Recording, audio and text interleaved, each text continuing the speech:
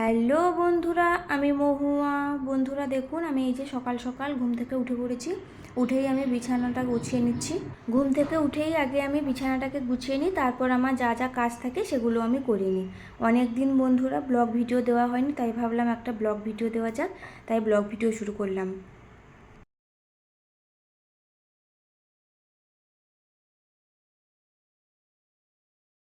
তারপর ফ্রেশ হয়ে এসে আমি আর সবজিগুলো সব কেটে ধুয়ে তারপর মাছগুলোকে তেলে হালকা করে ফ্রাই করে নিয়েছি আর রান্নাটাও বসিয়ে দিয়েছি।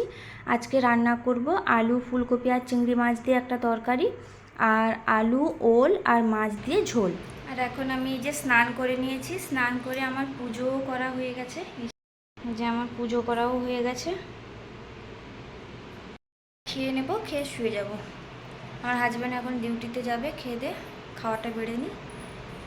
খাবারটা বাড়তে যাব, তারপর যখন দেখি আপনাদের সঙ্গে তো আজকে শেয়ারই করা হয়নি যে আমি কী কী রান্না করেছি। এই যে দেখুন, আলু, ফুলকপি আর মাছ দিয়ে এই যে তরকারিটা করেছি, আর এদিকে হচ্ছে আলু, ওল আর মাছ দিয়ে ঝোল। আর এটা কিন্তু পরের দিনের ভিডিও, ওই দিন কিন্তু আর কোনো ভিডিও করা হয়নি। এই যে দেখুন, সকালে উঠেই আমার বিছানা গুছানো হয়ে গেছে, আর তারপর আমি সোজা চলে যাচ্ছি ফ্রিজের কাছে মাছগুলো বের করে রাখতে। আর এই যে ডাবগুলো দেখুন, এগুলো কিন্তু আগের দিন কেনা হয়েছে। কালকে এই 4টা ডাব কিনে নিয়ে আসা হয়েছে। এখানে তো প্রচণ্ড ডাবের দাম, মোটামুটি এগুলো কমেই পাওয়া গেছে, 55 টাকা করে নিয়েছে। একজন গিয়েছিল বাজারে, ওনাকে বলা হয়েছিল কিনে নিয়ে আসতে, তাই নিয়ে এসছে। আর আমার হাজব্যান্ড তো সকাল সকাল ডিউটিতে চলে গেছে 6টার সময়, তো কিছু খেয়ে যায়নি, তাই আমাকে কল করে বললো যে দুধটা গরম করে রাখো, আমি গিয়ে তাড়াতাড়ি করে খেয়ে চলে আসবো। আমার হাজব্যান্ড একদম সকাল সকাল ডিউটিতে যায় 6টার সময়, তাই কিছু খেয়ে যায় না। এখন সেই জন্য আমি ওইখানটাই খেয়ে নেয়। এখন আমি দুধটা গরম করে রাখবো, 2 মিনিট এসে খেয়ে যাবে। সময় থাকে না, 2 মিনিট মতো আসে, এসে খেয়ে তারপর চলে যাবে।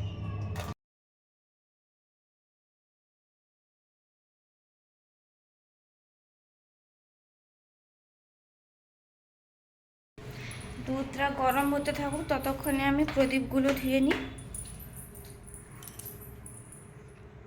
প্রদীপগুলো ধুয়ে তারপর ফ্রিজ থেকে মাছ বের করব রান্না করার জন্য। কি কি রান্না করব আগে থেকে তো ভাবিনি, দেখি কি রান্না করা যায়।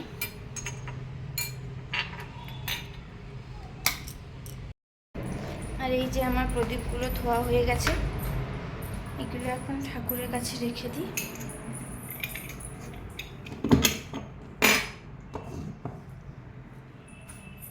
এরপর মাছটা বের করে রেখে দিই রান্না করার জন্য।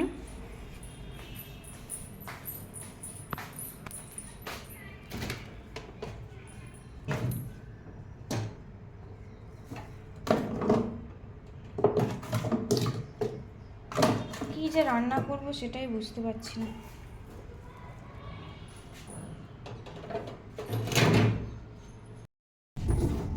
আর একটা মাছ রয়েছে, পোনা মাছটা রয়েছে, ওইটারও কিছু বানানো যাবে। ওইটা 5 পিস রয়েছে।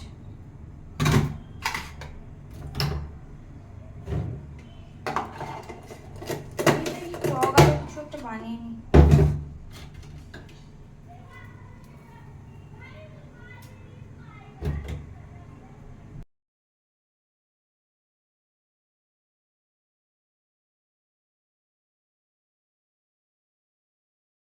আর এরপর ভাবলাম যে পটলের দোরমা বানাবো, তাই পটলগুলোকে হালকা করে ফ্রাই করে নিয়েছি। আর এদিকে আমার পটলের ভেতরে যে পুরটা ভরবো ওইটা করছি। আর এদিকে আমার মাছটা হালকা করে ভাজাও হয়ে গেছে। পটলের দোরমা একদম রেডি। এই যে আমার পটলের দোরমা তৈরি হয়ে গেছে। আর এদিকে এই যে মাছের টকটা হচ্ছে। দেখতে কেমন হয়েছে কমেন্ট করে জানিও। আর এই যে দুপুরের খাবার খেতে বসে পড়েছি। এই যে কী কী রান্না হয়েছে দেখুন, আলু চোখা করেছি, আর পটলের দোরমা, আর একটা মাছ ছিল ওইটাকে ভেজেছি, আর মাছের টক। আর রাতের বেলা তৈরি করছিলাম ডিমের একটা অন্যরকম রেসিপি। এর মধ্যে দিয়েছি একটা আলুকে সেদ্ধ করে, আর 2টো ডিম দিয়েছি, পেঁয়াজ কুচানো, কাঁচা লঙ্কা কুচানো, জিরে গুঁড়ো, ধনে গুঁড়ো, হলুদ গুঁড়ো, আর হালকা করে একটু লঙ্কার গুঁড়ো, যেহেতু আমি কাঁচা লঙ্কা কুচিয়ে দিয়েছি সেই কারণে। তারপর এটাকে ভালো করে মাখিয়ে তেলে এটাকে ফ্রাই করে নিতে হবে, ছোট ছোট বড়া করে ফ্রাই করে নিতে হবে। তারপর এটা ঝোল বানাতে হবে। এরকম খেয়ে দেখবেন বন্ধুরা, খুব ভালো টেস্ট হয়। আমার মা এরকম বানায়, তো আমিও আমার মার কাছ থেকেই শিখেছি। আর এই যে দেখুন, প্রথমে আমি বড়াগুলো ভাজতে দিয়ে দিয়েছি। এই যে আমার এখানে সমস্ত বড়াগুলো ভাজা হয়ে গেছে। এরপর কড়াইতে তেল দিয়ে আমি কুচনো পেঁয়াজ আর টমেটো কুচনো দিয়ে দিয়েছি। এরপর এটা ভালো করে যখন কুক হয়ে যাবে, তখন এর মধ্যে আমি দিয়ে দেবো আদা রসুনের পেস্ট। এর মধ্যে আমি আদা রসুনের পেস্টটা দিয়ে দিয়েছি। এটা ভালো করে কুক হবে। তারপরে আমি হলুদ গুঁড়ো আর লঙ্কার গুঁড়ো দেবো। এরপর আমি এর মধ্যে দিয়ে দেবো হলুদ গুঁড়ো আর লঙ্কার গুঁড়ো।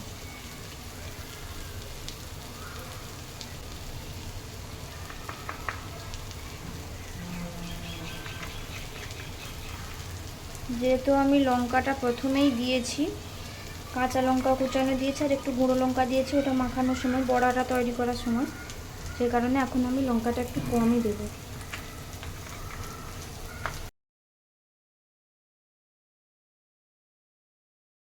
মশলাটা ভালো করে কষানো হয়ে গেছে। এরপর আমি এর মধ্যে দিয়ে দেবো আলুগুলো। আমরা একটু সব তরকারিতে আলু খেতে একটু বেশি ভালোবাসি, এই জন্য আলু দিচ্ছি। যারা যারা আলু খেতে পছন্দ করেন না তারা আলু দেবেন না। এরপর আমি এর মধ্যে দিয়ে দেবো পরিমাণ মতো লবণ।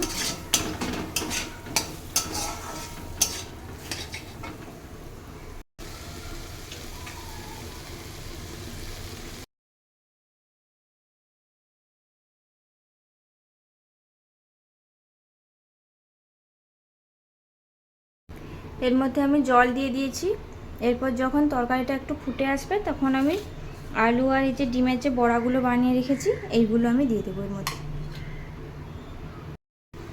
ঝোলটা ফুটে উঠেছে, এবার এর মধ্যে আমি বড়াগুলো অ্যাড করে দেবো।